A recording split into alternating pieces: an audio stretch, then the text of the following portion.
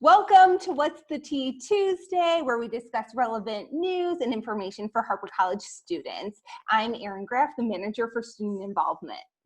And I'm Melanie Duhai, the club and organization liaison and interim administrative assistant for the Dean of Students. As the summer semester has just begun, we have some very special guests joining us to discuss student success in online courses. Yes, this week we brought together a group of faculty who have been teaching college success courses for over 10 years. They're bringing you some tried and true advice, and their years of working with Harper students have added some special tips particularly relevant to taking online courses. Yes, welcome everyone. Thank you so much for taking the time to join us today. Would you like to introduce yourselves? Sure. My name is Stephanie Whalen. I teach English, a lot of developmental English and college success courses at Harper College, and I work in the Academy for Teaching Excellence, which is our teaching and learning center for our faculty. Thank you, Stephanie. Shante, would you like to introduce yourself next? Hi, I'm Dr. Shante Hawley. I am a professor in the English department. I'm also the lead faculty for developmental education. So those classes where students are not quite ready for English 101, I'm working with those students to help get them prepared. And currently at the moment, I'm a very happy camper because they just put Avatar: The Last Airbender on Netflix. And that is like my favorite anime type cartoon. And so I've been binge watching that all weekend. I just could not be more ecstatic about that. I love it. That's great. Adam. Yeah, so hello everybody. My name is Adam Efren Lopez. I am a history instructor here. And I guess something that I've been doing, just staying active as much as possible, running, biking with my daughter and my wife. And I just came back from a driving trip of 40 hours from here to Dallas back here. So we're still finding a way to be safe in the distance, right? Absolutely. And Paul. Hi everybody, I'm Paul Peterson from the English department, and happy to be here with you today. I am a community college graduate, so I wish I would have had these tips when I was starting my first 2 years of college. And in addition to online classes, I'm trying to take care of 5 kids with e-learning and doing a lot of cooking and baking in the house. So looking forward to getting back to campus.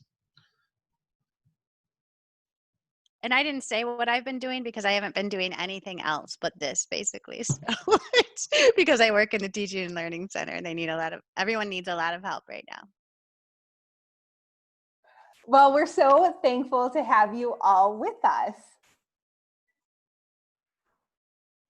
So, as many students who are working on online courses may have difficulty organizing their time for classes. Shante, can you tell us what advice would you give to a student who's maybe having some problems with organizing their time? So something that I would say, and I've said this to a number of students, is that you have to think about protecting your investment, okay? College is an investment. So YouTube is not an investment. Cable is not an investment.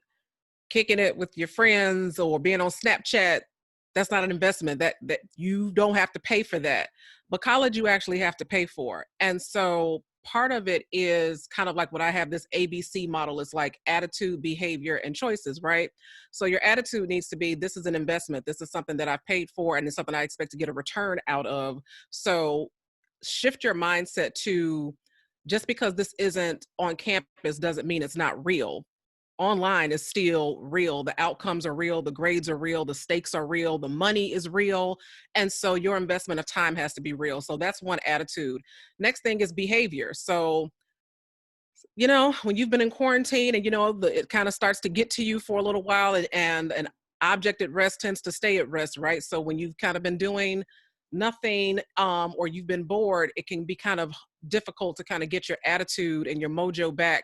And so this is where you have to decide, okay, so not just your attitude is not going to move the needle. Your behavior is what's going to move it. You actually have to engage, and you have to lean in, and you have to just do it. You know, create a schedule for yourself. That's something that I did as a faculty member, because I could see how easily it was to just sleep in, and then you wake up and you're like, dang, it's 1 o'clock and you really haven't done anything and half your day is gone. So get up, be intentional about your schedule, value your time. Your time is still valuable even though you're not on campus. And then the third thing I would say is make a choice. You have to choose between what might feel good right now versus what is the next chapter. COVID isn't going to last forever. Quarantine isn't going to last forever. That's what's happening now.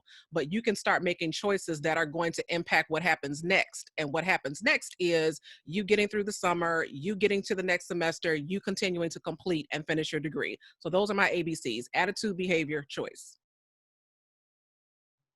Those are some really great tips. I am also taking online courses for a different degree, and I know that having a schedule has been very helpful for me as well during this time. It seems like it could be difficult to remain focused on material when you're not sitting in a physical classroom.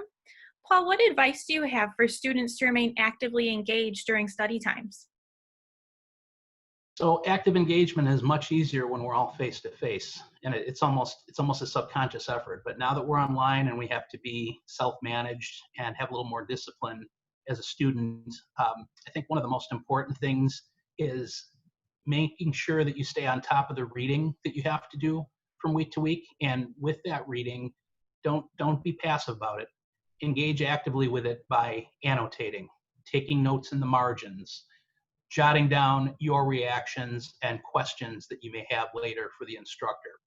And it's a way to develop your thinking. And then extending that is important. So maybe bringing some of those things to the discussion board if you have discussion board requirements, and talking through them with both the instructor and your fellow students.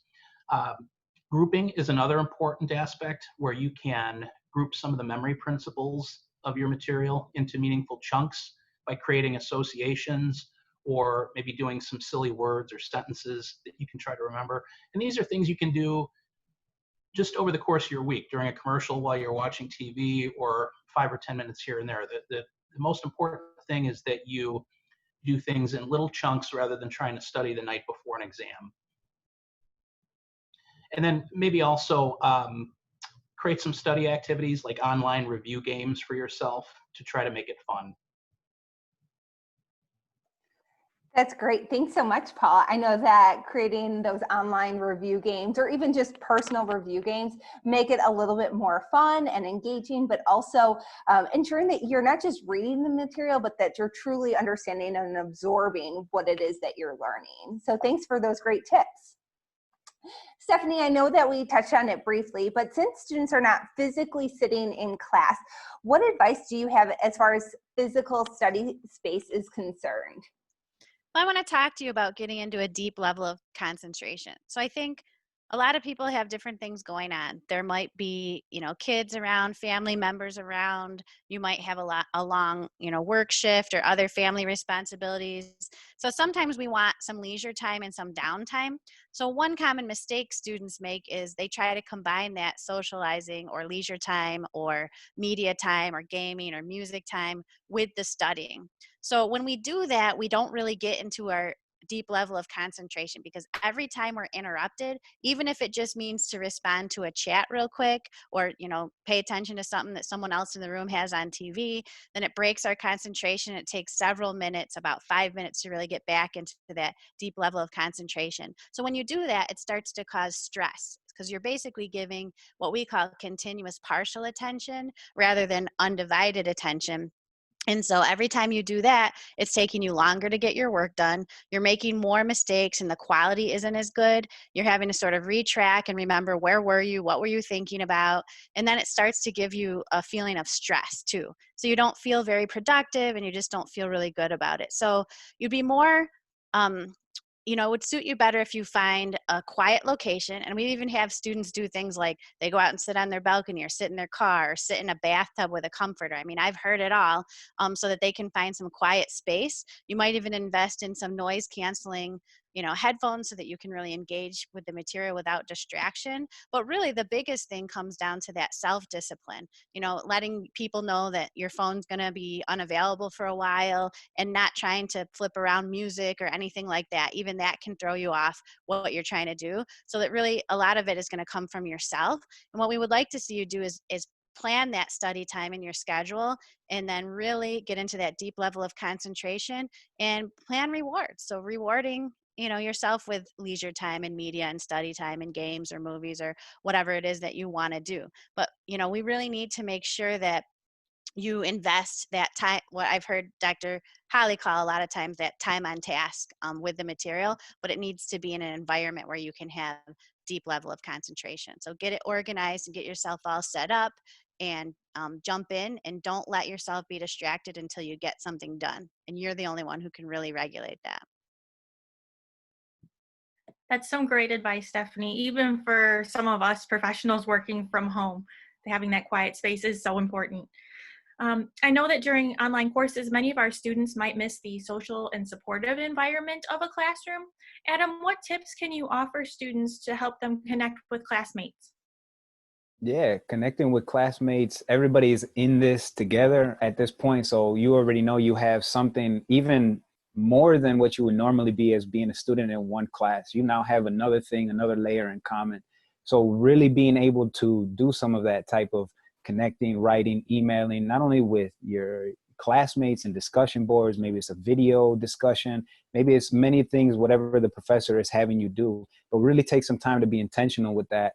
I think the best thing that we can do together, just as humans in this situation, is just get some of that free writing down, get some of that journaling down. That's a lot of what the discussion boards are about, or what any type of collaborative type of thinking is to student. A lot of it is coming just to get what you're thinking here, put it on either paper, or if you like me, or of course getting it on a typing text, word, whatever it is.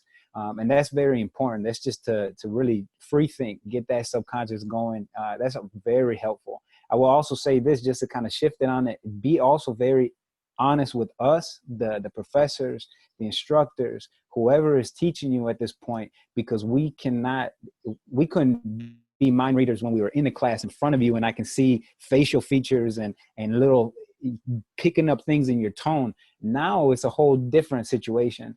Don't be that person to tell me what's going on when it's in our situation, because we just finished up in May 14th, when I have grades that are going to be due in probably a couple days. Let me know what's going on early, be honest with me, but most importantly, please make sure you are emailing in a professional manner.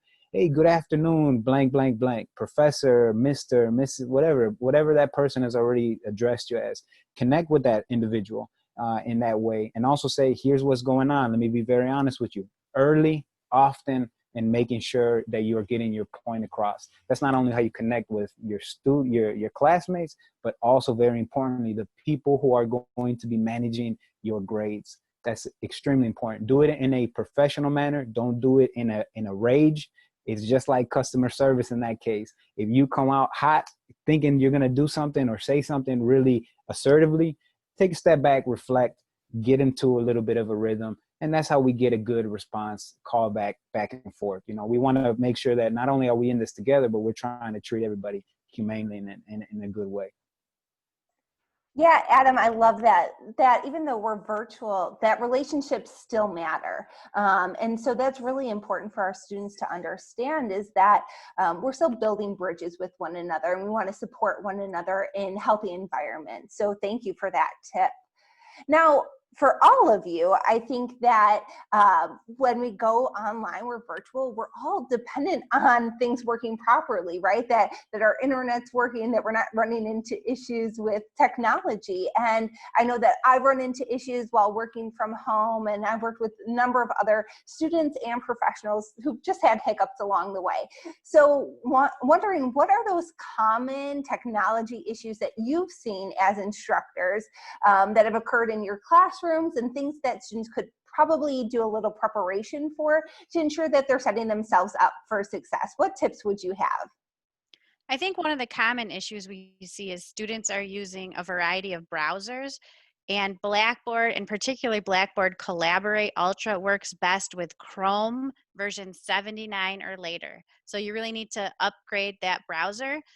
You should try to be using a computer or a laptop if you can. A hardwired connection, like a lot of you would do for gaming, is preferred over Wi-Fi if possible. If not, Wi-Fi is okay. If your internet connection goes down, don't panic, you can rejoin. If you're lucky enough to have a computer or a laptop, your phone could be your backup, and you can download a Blackboard app that'll let you join the collaborate session, or if your instructor has emailed it out, you can click on it through your email. But if you ever run into any trouble, don't just give up. There's a student help desk, 847-925-6866, and they can help you to figure out what's going wrong with your technology if you're continually getting kicked out or something's not working. Something else that I would add to that is Blackboard in particular, our learning management system is very prickly. It likes Microsoft Word and it likes PDFs. But a lot of times we have students working on Google Docs. Sometimes students have MacBooks and they're drafting compositions in Pages. Whatever format you're using, learn how to export to a PDF. PDF is a universally acceptable format in Blackboard. And so no matter how you compose, I mean, because I don't want to break up the creative flow, you get into a rhythm, you like what you like. But when you have a product that you like and that you're pleased with and that you're ready to submit and have graded, make sure that you can export it or save it as a PDF, because that is the safest way to go. Because as faculty, when we get these Google Docs links or we get these pages that Blackboard cannot read, it makes it so difficult to grade your papers, and then we have to ask you for another submission. And so just keep in mind that Blackboard prefers Microsoft Word or PDF, but you can never go wrong with the PDF. And can I just add that not only if you don't know how to do that, there's a YouTube video for almost everything. You're getting Pages to PDF, because I always have that same issue. And I will just go ahead and say this, technology or not, is something that Dr. Holly was bringing up. One of the biggest things that you can do to help yourself out with technology errors or anything that you have is submit something before it's due. And crazy thought, I know it's crazy thought. But if this case, if you go ahead, if something is due at 11:59, like I have it in my classes on a Sunday, go ahead in there and maybe get it up on a Tuesday, a Thursday, a Friday, whenever you have a free minute, right? If something can be done in 5 minutes, go ahead and take it and do it right now. So in that type of case, if the faster you get something turned to me, I'll be able to know if there's an error, or you'll be able to know if there's an error. Hey, this wasn't submitting. You email me on a Thursday and it's due on Sunday. I have a little bit of time to at least see my email, check, get back in you. And obviously we can kind of solve that problem out. I can help you, or just like Stephanie was saying, this is getting that help that you need during the business hours, business days. Always helpful. And then I'd like to reverse piggyback on what Adam said. And with writing assignments, especially before you try to turn them in early, make sure that you are composing on a document. A lot of times students try to just post something right in the computer screen, and something happens where it gets lost, and then you freak out because you spent 25, 30 minutes crafting some beautiful prose, and then it's lost for whatever reason. So put it on a Word document or a Google Doc, and then copy and paste it later. Take a picture of it, whatever you have to do, so that you have a record of what you did and you're not wasting your time if something does happen, some glitch comes up. That is all wonderful advice. I know it's so frustrating when technology doesn't always cooperate, but I think you guys offered some great options for students when they run into roadblocks. Does anyone have any last minute tips they'd like to share with our viewers? So I've got one. I know when I was an undergrad, the show Friends was very popular, and people were getting together and watching it every week, as well as some other things, and I didn't have time for it. And I knew that someday maybe I'd get caught up on it. And guess what? I missed it. And so the biggest consequence I've had is I was invited to pub trivia for Friends a couple times, and I didn't know anything. But I really think the choice to really engage and get my college degree has done much more for me. So I'm going to be okay with the fact that I missed out on Friends. And someday when I have to have a surgery or I'm laid up for some reason, then I will catch up on Friends, and it's okay. So that kind of goes back to what Dr. Holly was saying, and what you invest your time in right now is going to have different types of payoff. So just try to think about it that way.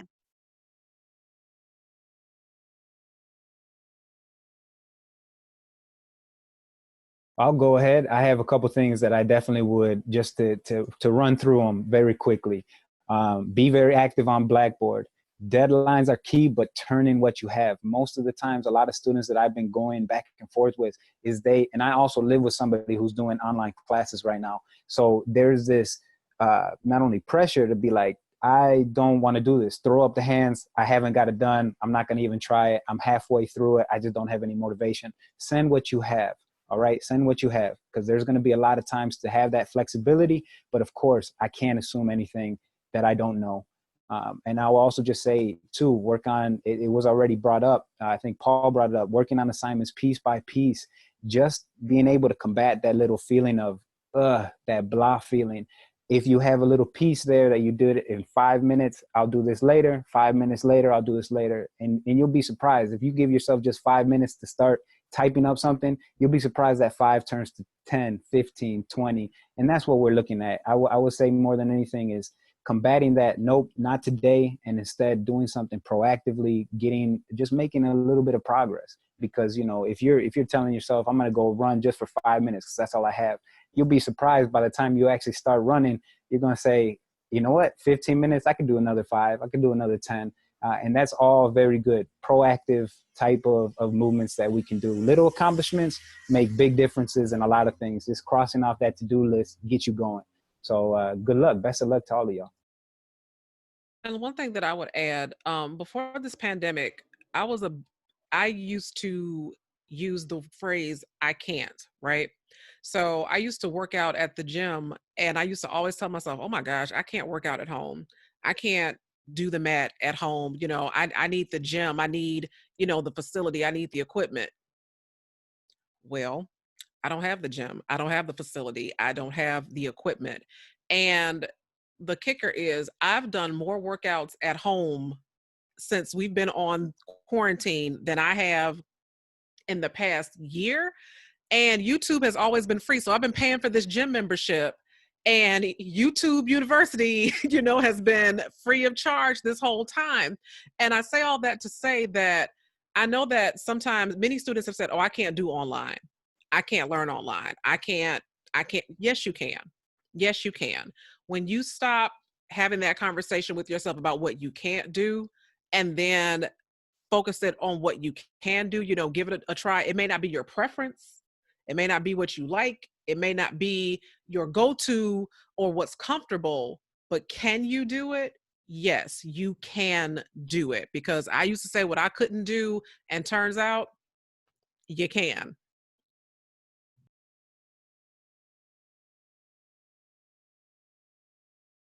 And then I think I would just add, you're working with technology and sitting in front of a computer, but make sure that you carve out a space in your home to get that work done. If you're not sitting in front of the computer, you're doing work outside of being online, whether that's a room in your house, whether it's a lap desk on the couch when nobody else is around.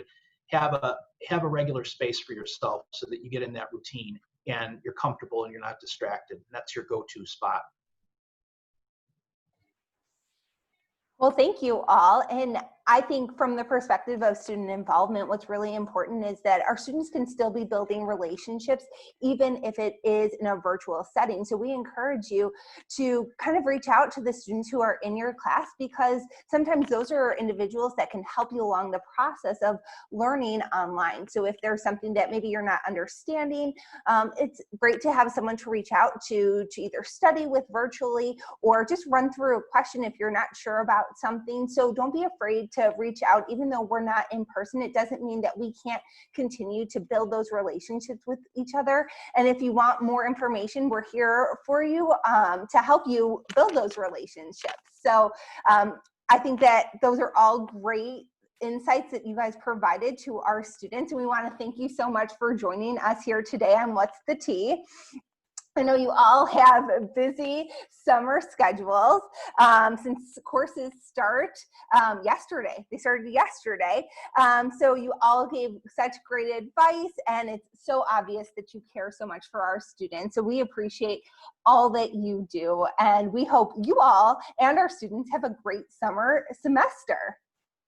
Yes, thank you so much for joining us. Thank you. Thanks Thank for you for having us. having us.